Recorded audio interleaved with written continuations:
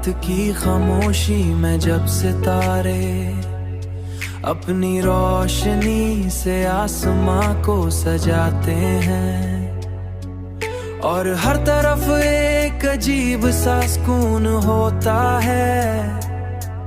तू दिल के अंदर एक अनजानी सी बेचैनी जाग उठती है।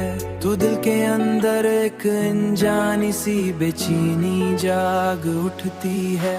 चांदनी में तेरी याद की चमक, तेरी याद की चमक, तेरी याद की चमक, मेरी दुनिया की सबसे बड़ी रोशनी, सबसे बड़ी रोशनी। मोहब्बत की यादें गहरी हो गई, इंसानी वजूद का हिस्सा बन गई। उन्हीं लम्हों में तुम्हारी आंखों की वो गहरी चमक याद आती है।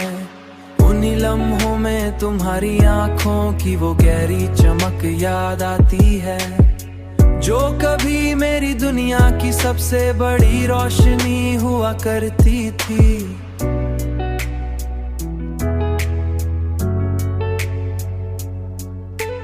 मैंने बहुत चाहा कि इस याद को अपने दिल से निकाल दूं, मगर मोहब्बत की यादें शायद वक्त के साथ मिटती नहीं, मगर और भी गहरी हो जाती हैं और इंसान के वजूद का हिस्सा बन जाती हैं।